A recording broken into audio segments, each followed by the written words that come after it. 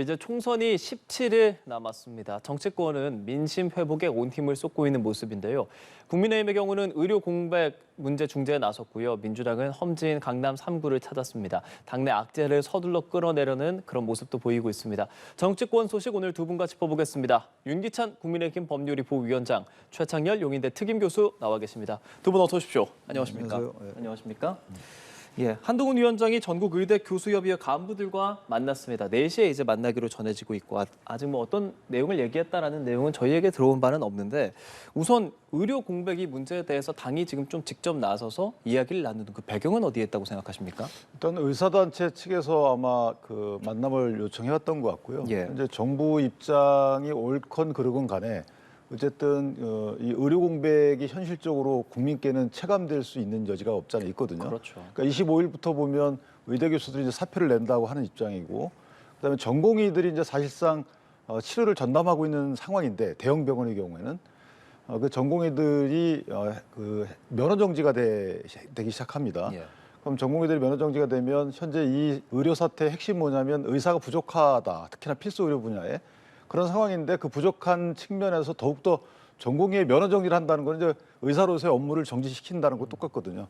이제 그런 사태에 직면해 있기 때문에 의료 개혁 과정에서 발생하는 국민적 피해 이런 그 피해 여지를 좀 줄이고자 하는 한동훈 위원장 결단이 아닐까 이렇게 생각합니다. 그러니까 정부는 사실 2,000명 증원하겠다는 것에 대해서 뭐 무르기는커녕 되레 좀 직접적으로 어떻게 하겠다라는 입장을 내기도 했고 이제 발표까지 한 상황이고 협의점을 사실 정부와 의사단체는 못 찾고 있잖아요. 당이 나서서 어떤 좀 직접적인 협의점을 만들 수 있겠습니까? 이미 2,000명 증원을 전제로 한 이제 내년도 의대 정원이 확정이 됐잖아요. 그렇죠. 지방의대를 포함해서. 이 상황 속에서 뭐 당장 해결책이 나오기는 어려울 거예요. 그리고 정부의 입장이 워낙 확고하기 때문에 2,000명 이미 뭐 확정이 됐고 게다가 이제 의사단체와의 그 협상에 일단 2,000명에선 단 한 명도 양보할 수 없다라는 게 이제 대통령실과 정부 입장이란 말이죠. 이런 상황 속에서 계속 이 의정 갈등이 노출돼 왔는데 참 신기한 게 국민의힘도 그렇고 민주당도 그렇고 여기 대해서 한마디 이러망 한 적이 없어요. 정말 대단한 정당들이라고 생각하는데 정치라는 게 지금 정치하기 위해서 선거하는 거 아니에요? 근데 정치라는 게 가장 중요한 기능이 갈등의 조정. 더 이상 이런 갈등이 어디 있어요? 이른바 우리가 의정 갈등 이렇게 표현을 하는데 어떻게 집권 여당이 여기 대해서 이 얘기를 전혀 안 하느냐? 그게 도저히 이해가 안 갔는데 이제 얘기를 하는데 너무 늦었어요. 그래요. 이제 뭐 너무 장기화되고 그러니까 표에 영향이 될 것 같으니까 당연히 여권에 불리할 겁니다. 처음에는 의사들의 뭐 기득권이라든지 이런 것들을 고려해서 그리고 의대 정원의 확대에 대해서 국민들 여론이 좋았죠. 그래서 그 이제 여권 입장에서는 좋은 상황이었는데 이게 너무 오래 간단 말이에요. 오래 가면서 두 달째 되잖아요. 이렇게 가면서 전혀 정부는 뭐 끔찍하지 않고 있고 그 의사들도 마찬가지가 합니다. 근데 여기 대해서 책임을 질 건 겨우 국정을 주도하는 건 집권 세력이거든요. 예. 여기서 너무 방관했어요. 대통령의 입장이 워낙 강고하니까 한동훈 위원장이나 국민의힘으로서도 어떻게 할 수 없었을 겁니다. 그렇다 하더라도 몫을 냈어야죠. 어떠한 형태로든 갈등 해소를 위한 방안을 제시했어야 했는데 이제 만난다고 그러는데 모르겠어요. 이따 어떤 발표가 나올지 모르겠으나 갑자기 뭐 거리가 좁힐 수 있겠어요. 또 하나 문제가 이 국민의힘에서 아무리 이제 그 중재안을 낸다 하더라도 지금 정부가 특히 대통령실이 너무 요지부동이에요. 협상이라는 건 어쨌든 간에 양쪽의 이해가 충돌하는 거니까 조금 양보할 수밖에 없어요. 의사들도 그렇고 정부도 그렇고. 2,000명 아니고 1,900명이면 안 되는 이유가 뭐냐 이런 거 설명할 수 있어야 돼요. 의사들도 마찬가지고. 근데 아무튼간에 이건 우리가 뭐 의료계 얘기를 하는 건 지금 좀 과한 거고 우리 전문가가 아니기 때문에 문제는 정치라는 게 그럼에도 불구하고 이런 것들에 대해서 절충적으로 마련해 나간 노력이라도 보여야 되는데 이제 한다는 게 대단히 씁쓸하다. 예. 아무튼간에 지금 기대는 이따가 뭐 저녁 때 나오지 않겠어요? 결과가. 네네. 그게 좀 조금이나마 의정 갈등이 좀 해소되는 그런 단초를 열었으면 좋겠다는 기대밖에 할 게 없습니다. 근데 이게 사실은 이게 이제 인프라 문제거든요. 저희는 이제 의료 인력도 사회적 인프라라고 보는데, 그러니까 보건국방이라고 보면 돼요. 이게 필수적인 그 영역이잖아요. 근데 문제는 뭐냐면 2000년도에 사실은 그때 의약분업 실시할 당시에 의사들의 반발이 있기 때문에 그때 350명인가 줄였단 말이에요. 그게 만약에 다 추산이 됐으면 지금 저희가 5,000명 정도가 의료 인력이 부족하다고 추산하고 있는데 6,600명이 됩니다. 그럼 지금 이런 사태가 안 났어요. 이 말은 뭐냐면 그때 정부를 탓하는 것이 아니고 언제 해야 될 때는 결단해야 된다는 거죠. 그러니까 지금 현재 입장에서 5,000명이 부족하고 앞으로 2035년도에 15,000명이 부족하다고 추산이 된 거예요. 예. 그 추산에 대한 정당성은 의사 입장하고 정부 입장이 다르지만 어쨌든 그럼 그걸 해결해야 되잖아요. 근데 지난 문재인 정부 시절에는 의사들이 반발하니 그냥 물렀단 말이에요. 예. 증언하려다가. 그러니까 그 어떻게 보면 이 좀 속된 말로 총대를 맨 거예요. 현 정부가. 자, 이 총대를 국민에서 맺고 그러면 당장 의사가 2,000명 올해 증원된다 하더라도 앞으로 의사가 현실화되려면 10년이 지나야 됩니다. 그러니까 들어가서 예과, 본과, 레지던트, 인턴까지 하게 되면 10년이거든요. 그러니까 10년 안에 있는 이런 국민적 불편을 어떻게 할 것인가에 대한 논의를 이제 여야 정이 다 해야 되는 겁니다.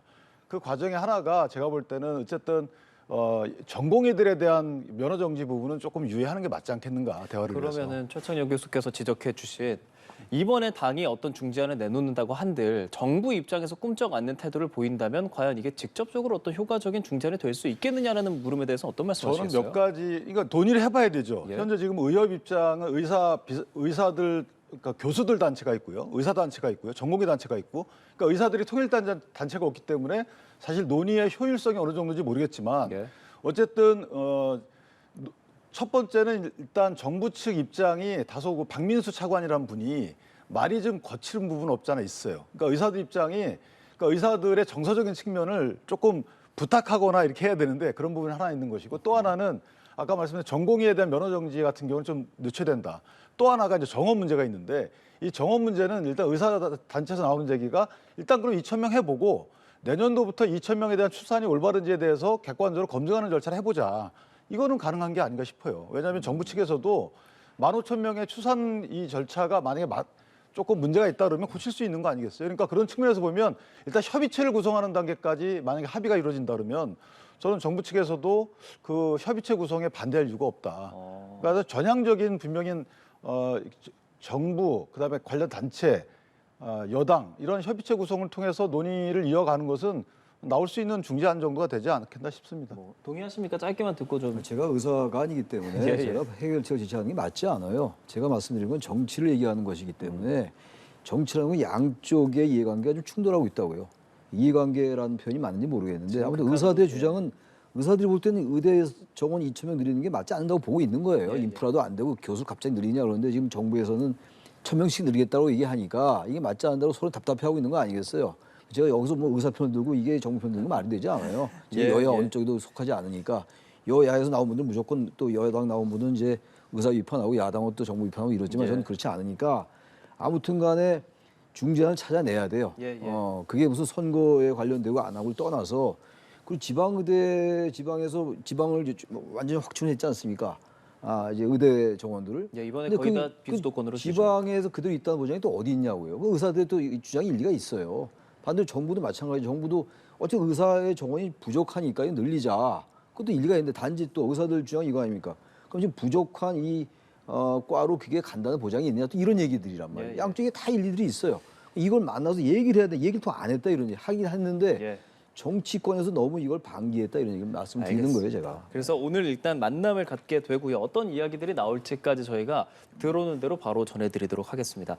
이제 여야 상황 조금 더 직접적으로 알아볼게요. 일단 여당 상황 좀 보면요. 뭐 이종섭 대사라든지 황상무 수석, 뭐 사의를 표하고 귀국을 하면서 일단 좀 해소를 하려는 모습은 보이고 있는데 국민의힘 입장에서는 지금 뭐 선대위 회의하면서 뭐 상대보다 좀 빨리 나오고 늦게 들어감으로써 뭐 열심히 하자 이런 전략들이 좀 어떤 판세를 주도하려는 입장일 걸까요?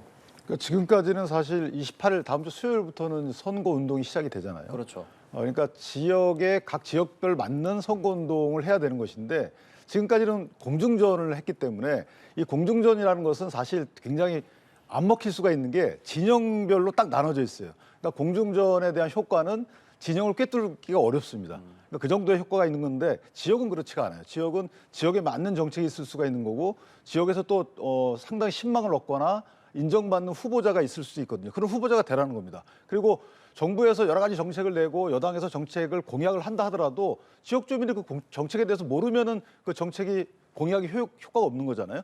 그런 역할을 후보자들이 해달라는 거죠. 많이 만나가지고 많이 설명을 하고 이해를 구하고 악수도 한 번 더 하고 이런 식의 지역 후보자가 발로 뛰어야지만 이제부터 지상전이라는 평가를 합니다만은 그래야지만 조금 더 국민의 마음을 얻을 수 있는 것이고 또 하나는 지역에서 많이 움직이게 되면 이 선거의 시각이 변할 수도 있어요. 예컨대 지금 조국 대표나 이재명 대표 입장에서 보면 탄핵 이런 큰 얘기들만 하고 있는데 아니 정책에 대한 평가가 사라진 지 오래됩니다. 그리고 만약에 심판론이 있게 되면 그 심판론은 국회의원 선거에서 왜 정부 심판을 합니까? 국회의원 선거에서는 해당 지역의 국회의원이 잘했냐 못했냐, 교체 주수가 높냐 낮냐 이걸 따져야 되는 것이고 그런 식의 정책 시각 전환이 이루어질 수 있는 여지가 있다. 그런 것들은 후보자들이 많이 돌아다녀야 된다.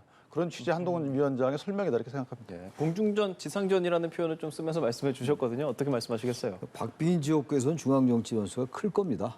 이제 어차피 양대 정당의 그 텃밭들이 있잖아요. 거기서 어지간한 이슈 가지고는 바뀌지 않아요. 강남에서 민주당이 당선될 확률이 대단히 낮잖아요. 인정해야 될 거 아닙니까? 아니 방송이지만. 또 호남에서 국민의힘이 당선될 확률이 있어요? 아무리 무슨 뭐 지역에서 국민의힘 후보가 여당이라 해서 뭐 공약을 내는다 해서 그게 현실이고 단지 이제 문제는 이 박빙인 데가 있어요. 어떤 때는 이제 민주당이 이기고 어떤 때는 국민의힘이 이기고 이런 상황을 우리가 이제 수도권 지역이 많이 있잖아요. 그렇죠. 뭐 한강벨트 지역을 이제 대표로 꼽는 것이고 이런데 이런 지역은 저는 뭐 이른바 공중전 상당히 그 변수가 클 겁니다. 그러니까 지금 황상무 수석 사퇴했고 이종섭 대사 문제는 뭐 선거까지 갈 겁니다. 아마 그렇게 갈 것 같고 의료 갈등지 우리가 말씀 끝냈습니다만 이런 중앙 정치에서의 변수가 박빙인 지역구에 굉장히 영향을 끼쳐요. 단지 그럼에도 불구하고 후보가 정말 절박한 경우에 어느 후보보다 정말 아침 새벽부터 한동훈 위원장 말처럼 새벽부터 밤늦게까지 어느 분나 그렇게 하겠습니다만 정말로 열심히 뛰고 그런다면 감동 줄 수가 있죠. 야, 이 후보는 좀 당선시켜주자. 과거 이정현 후보 같은 경우가 호남에서 당선되지 않았어요? 그런 경우 있을 수 있어요. 김부겸 이번에 이제 선대위원장입니다만 태국에서 당선된 적 있잖아요. 그렇기 때문에 그렇게 이제 그런 안을 찾아 나가자 이런 얘기예요. 제가 볼 때는 한동훈 위원장이 좋은 얘기죠. 뭐 이 얘기에 대해서 뭐 시비 걸 수는 전혀 없는 것이고 단지 중요한 게 여권이나 야당이나 자신들의 지금 악재들이 있어요. 이번 선거 가만히 들여다보면요, 완전히 저주의 선거예요. 저주의 상대방 선거요? 끌어내리고 지금 제가 하나 보니까 이 한동훈 위원장은 야당 보고 뭐라고 했냐면 범죄자 연대라는 얘기를 했고 범죄자 연대다. 그리고 이재명 대표는 여당에다가 반역자 집단이라는 얘기를 해요. 이건 거의 선거를 이렇게 하면 안 되죠. 양대 정당. 그래서 제가 오죽하면 이 저주의 정치 아니냐는 표현을 쓰는 건데 아무튼 그럼에도 불구하고 지역구 후보들은 이런 게 정말 의미가 없거든요. 지역구에서 이런 얘기가 뭐합니까? 근데 아주 이런 이 공중전이라는 이런 중앙 정치의 이 양대 정당에 정말 민생과 관련 없는 과도한 언어들이 지역에 영향을 끼쳐요. 유권자들에게. 그게 참 현실이기 때문에 이런 말씀을 한 게 아닌가 생각이 들어요. 예, 무슨 말씀인지 알겠습니다. 네. 국민의힘의 이제 위성정당 국민의 미래 여기 선대위원장 인요한 전 혁신위원장이 하게 됐습니다. 이제 한동훈 위원장과 인요한 위원장의 투톱 체제 좀 이 인선에 대해서 어떻게 평가하시는지요?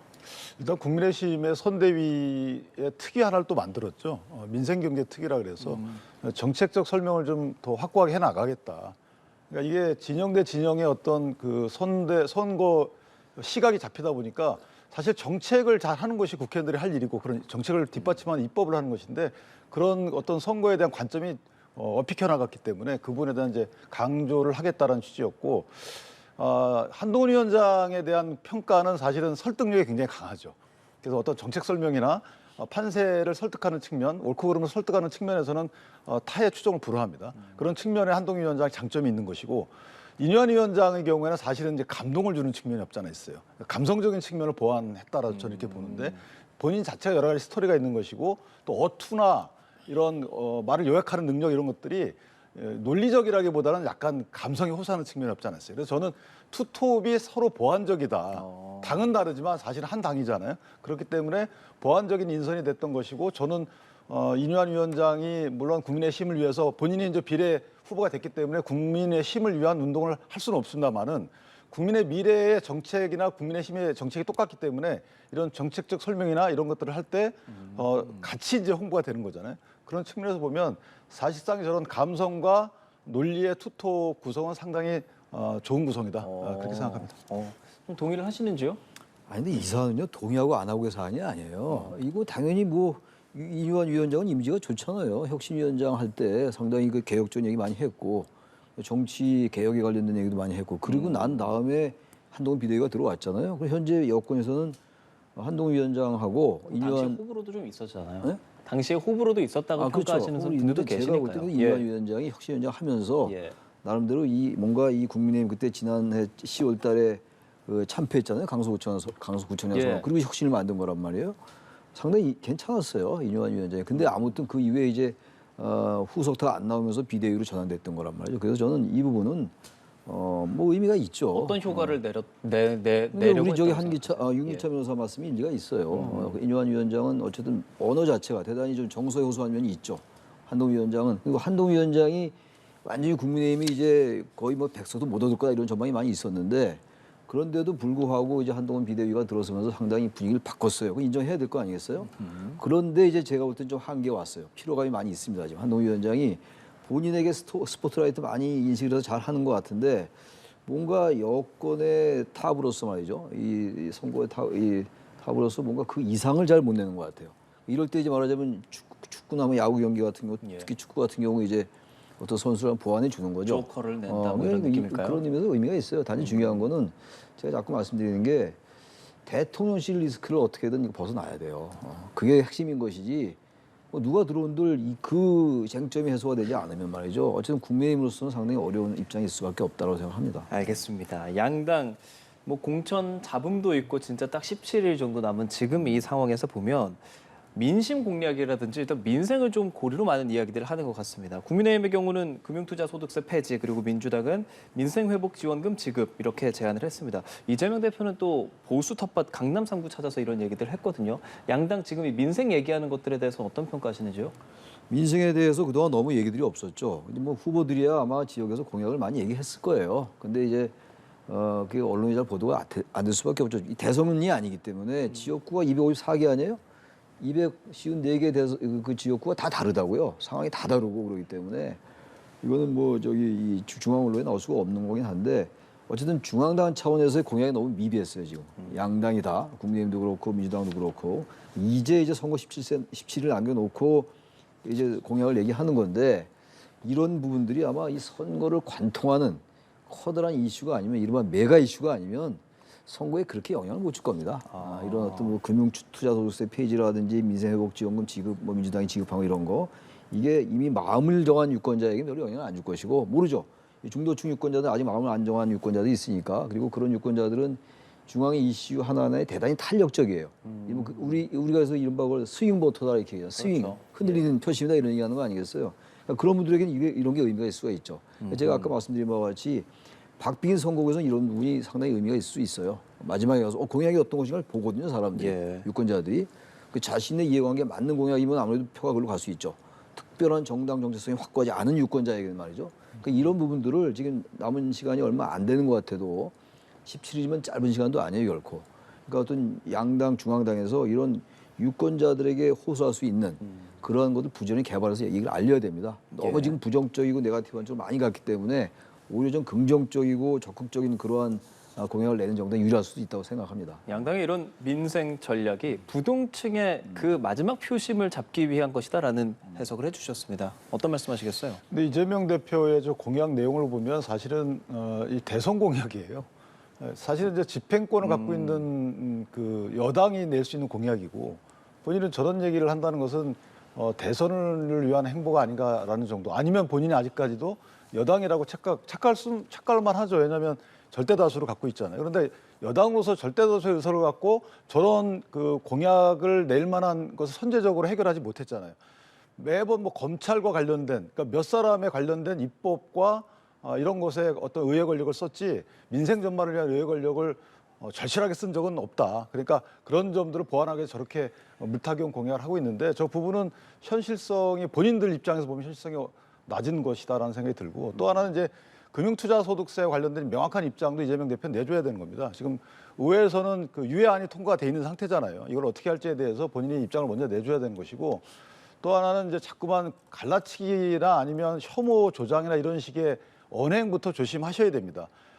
말씀하신 대로 민생을 어떻게 살필지에 대한 국회의원 선거 공약을 내셔야 되는데 어디 간들 해고한다, 대통령 해고한다 이런 공약을 내거나 또 일부 지역에 가서는 어느 지역보다 못하다라는 공약을 하시거나 또 일부 지역에 가서는 뭐 한일과 관련된 이런 여러 가지 외교 문제를 또 끌어들이거나 이런 식의 대선 행보급 행보를 해서는 조금 지나면 중도층의 민심을 잃을 여지도 없잖아 있다. 그 일종의 발언에 대한 좀 지적을 해주셨는데 사실 이재명 대표가 어제였나요? 의정부 유세 가서 그 경기도에 대해서 뭐 분도를 언젠가는 해야 하는데 재정 대책 없이 시행하면 강원 서도로 전락할 것이다 이렇게 언급을 했고 여당에서는 이거 강원도 비하다 사과해라 굉장히 좀 강하게 비판하고 있거든요. 이런 언행에 대해서 어떤 이재명 말씀이시겠어요? 대표가 이거는 말을 잘한 거라고 볼 수 없죠.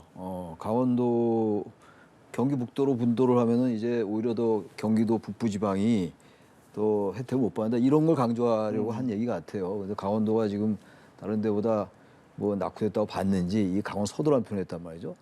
강원 서도라는 표현은 거의 아무도 안 쓴 표현이었는데 사실 기발한 단어를 썼어요. 그러니까 이제 이 국민의힘이 그 사이를 파고드는 건데 예. 이건 빨리 저기 민주당에서 발언을 인정하고 예. 사과하는 게 맞아요. 이거 자꾸만 강변하려 하면 말이죠.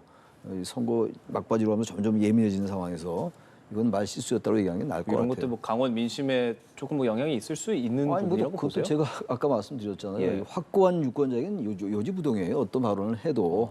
근데 강원도에도 왜 중도층이 없어요? 있죠. 그런 유권자들에겐 상당히 예민할 수 있죠. 자기가 사는 고장에 대해서 이렇게 여러 가지 해석될 수 있는 발언을 했기 때문에 이 부분은 뭐 강원도가 뭐 국민의힘이 유리할지 민주당이 유리할지 뭐 단정적으로 얘기할 수 없는데 예. 지금 국민의힘에 크게 불리한 지역은 아니에요. 강원도가 호남이나 이런 지역에 비해서 말이죠.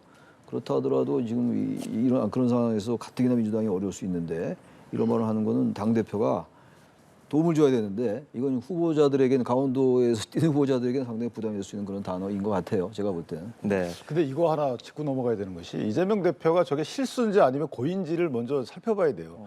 왜냐하면 지금 김동연 경기도지사는 분도를 추진하고 있잖아요.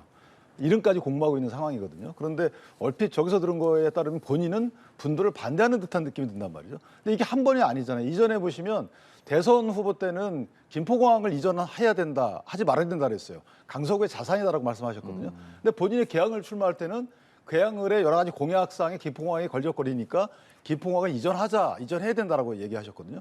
그럼 정말 나라와 지역을 위해서 어떤 것이 본인이 숙고한 결과물인지에 대해서 그걸 밝혀야 되는 거 아니겠습니까? 그러니까 저 부분도 얼핏 보면은 김동연 지사의 분도 그 추진, 본인은 분도를 반대, 명확한 입장을 당에서 내줘야죠. 그래야지만 유권자들이 그 공약을 보고 찍는 것인데 이 공약이 상당히 명확하지 않다. 그러니까 그것은 국민에 대한 이해가 아니죠. 예. 민주당 뭐 여야 할 것 없이 공천 잡음에 대한 얘기는 저희가 아까 전에 좀 했지만 민주당의 경우는 지금 세종시갑의 이영선 후보에 대한 공천을 취소했어요. 이제 네. 후보 등록도 끝난 상황이기 때문에 아예 뭐 의석에 대한 뭐 한 자리를 포기하게 될 수 있는 그런 상황이 되는 건데 그럼에도 불구하고 조금 직접적으로 이런 비상 징계를 내린 배경 어디에 있다고 봐야 할까요? 아니 근데 그 후보를 보니까 그 우리 일반 국민들로서는 도저히 상상할 수 없는 그런 뭐 부동산을 많이 갖고 있고 또 하나 어떤 건 공유로 돼 있고 하나도 자기 이름으로 돼 있고 뭐 어떻게 그렇게 기발하게 그 부동산을 운영했는지 모르겠어요. 게다가 뭐 갭 투자도 많이 하고 그랬기 때문에 이건 당으로서 이런 조치를 안 취할 수가 없어요. 후보자 등록 이미 끝났다 하더라도 그야말로 한석을 포기하더라도 말이죠. 그 세종시잖아요. 세종갑. 세종시 갑입니다. 예. 이 세종시는 지난 2020년도 21대 총선 때 그 두 명 다 민주당이 됐어요. 민주당에서, 예. 충청이 그 21대 때 뭐 21대는 충청만 그런 건 아니었습니다만 대전 같은 경우는 민주당이 7석 다 차지했어요. 예. 충청이 그렇게 만만한 데가 아니에요. 국민의힘에게는. 근데 아무튼 민주당이 좀 유리할지 모르겠으나 이런 후보를 그대로 이제 가면은 후보자 등록은 끝났다 하더라도 예. 인접 지역에 영향을 줄 수가 있고 또 수도권에도 영향을 줄 수 있어요. 꼭 그 지역감에 해당하지 않거든요. 이런 게 보도가 되기 때문에 좀 그래서 이건 민주당이 빠르게 그 조치를 취한 것 같아요. 그래서 한석을 잃더라도 이렇게 하는 게 다른 지역 여러 개를 잃는 것보다 낫다고 판단했겠죠. 네. 이 사태에서 좀 어떻게 보셨어요? 이거 좀 사전에 이런 것들 점검하기가 좀 어렵을까요? 저는 좀 이해가 안 되는 부분이 예. 물론 공천 취소는 잘 했어요. 제가 보더라도. 근데 어쨌든 저 후보가 친명은 아니거든요. 저기는 원래 이해찬 전 총리의 보좌관 출신인가요? 누가 아마 공천받기 위해서 노력을 하다가 저기 100% 국민 경선을 통해서 저분이 된 건데 문제는 뭐냐면 일반 예금 같은 경우에 이런 자산이 누락될 가능성은 있지만 저렇게 부동산이 누락되는 거는 저는 본 적이 없어요. 근데 본인이 부동산을 당에 공천 신청할 때 하고 선관위에 공천 신청할 때 하고 등록할 때하고 다르다. 그래서 얼마나 다른지 잘 모르겠습니다. 예컨대 뭐 엄청난 차이가 있는지 모르겠는데 저는 엄청난 차이가 있어 보이진 않고 왜냐하면 본인이 그러니까 배우자에 대한 재산이 누락됐다고 하더라도 부동산이 누락되는 경우는 그렇게 많지 않거든요. 예금을 떠나서. 그렇다면 누락된 정도가 커서 공천 취소한 것이 아니고 뭔가 문제 제기를 누군가 하지 않았을까라는 생각이 듭니다. 왜냐하면 당에다가 공천 신청할 때 그 부동산 내역 등은 비공개거든요. 그러니까 어느 정도 본인한테 물어보고 다 해명을 들을 수 있었음에도 불구하고 저렇게 공천을 주고 나서 뒤늦게 취소한다는 것이 저는 조금 이례적으로 봤어요. 알겠습니다.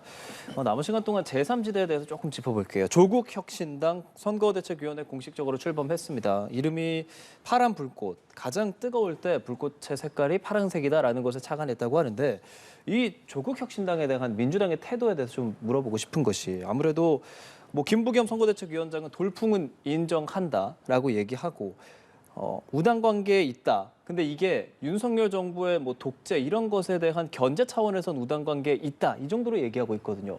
이 관계를 어떤 식으로 좀 생각해야 되는 조국 걸까요? 혁신당이 좀 파란 불꽃 대책위원회다 이렇게 말을 붙였다는데 정말 이 기세가 생각보다 굉장히 커요. 지지율도 상당히 유지가 되고 있는 것 같고 그러니까 말하자면 비명 친문계 유권자들 다시 잡아놓는 효과가 있는 것 같아요. 그러다 이제 조국 혁신당이 지역구는 민주당 찍고 비례는 자신을 찍어달라 이렇게 얘기하다 보니까 민주당은 나쁠 게 없는 거죠. 그러니까 민주당이 처음에는 선을 걷었다고요. 연대 선을 걷다가 이제 우당 관계를 이제 강조하는 건데 문제 이제 지역 비례대표 쪽에 너무 조국 혁신당이 많이 가면 더불어민주연합에 영향을 받을 수가 있단 말이에요. 그렇죠. 이게 일종의 야권 내에서의 파일을 서로 나누는 게 되기 때문에 물론 야권 진영 전체의 파일 키우면 있어요. 전체적으로 비명 친문계들이 투표 안 하려 했다가 투표하는 그런 효과는 있는데 윤석열 정부 심판론을 강화한 효과는 있죠. 그럼에도 불구하고 이제 비례대표에서 워낙 생각보다 이 돌풍이 세니까 약간 이제 경계하는 듯한 그런 내용이 포함되어 있는 얘기에 김부겸 위원장이 얘기는 말이죠. 그러다 적대시할 수는 전혀 없는 거죠. 선거 전략적으로 볼 때. 그럼에도 불구하고 이건 너무 그쪽으로 견제를 전혀 안 하게 된다면 이 민주당에도 이제 부정적 요인이 있다고 판단하는 거겠죠. 근데 모르겠어요. 제가 볼 때는 이제 더 이상 그 확장성은 없을 것 같고 조국 혁신당이. 그래요. 그래서 지금 지지하는 사람들의 그 세력은 유지가 될 것 같아요. 확 빠지거나 그럴 것 같지는 않아 보이긴 합니다. 지금으로서는. 민주당의 이 조국 혁신당을 대하는 속내는 좀 어떻게 분석하시는지요? 당황할 것 같아요. 당황을 넘어서 황당해할 사태가 벌어질 수도 있는 것이 너무 지지율이 많이 나오세요? 처음에는 그냥 예전에 열린민주당처럼 일부 그 강성 지지자들이 모임 정도 생각했는데 이 흐름을 보면은 애당초에 이재명 대표는 병립형을 주장하다가 연동형으로 돌아선 가장 결정적인 배경이 문재인 대통령의 말 때문에 그랬다고 저는 생각을 해요. 그 병립형보다는 연동형 비례대표제가 취지에 맞다라는 취지에 아마 문재인 전 대통령의 발언이 있었단 말이죠. 그 뒤에 아마 결정이 됐던 것 같고, 그다음에 문재인 전 대통령을 만나보고 상당한 의사결정들이 있었다는 거죠. 그렇다면 조국 혁신당의 정당의 특색이 친명 정당이 아닌가라는 생각이 드는 것이고, 이 친명 정당이 이전에 그 비주류 정당에서 주류 정당으로 올라설 가능성도 없잖아 있다. 그러니까 이 조국 혁신당이 장자 정당, 장남 정당이 될 가능성은 없잖아 있어요. 그러니까 지금은 처음에는 같이 하자라고 했다가 조금 지금 당황스럽죠. 민주당 입장에서 보면 좀 있으면 황당한 일이 벌어질 수도 없잖아 있다. 이렇게 생각합니다. 알겠습니다. 17일 총선 앞으로 다가온 이 상황에 대해서 두 분과 짚어봤습니다. 윤기찬 국민의힘 법률위 부위원장, 최창열 용인대 특임 교수였습니다. 두 분 말씀 고맙습니다. 네. 안녕히 가십시오. 네.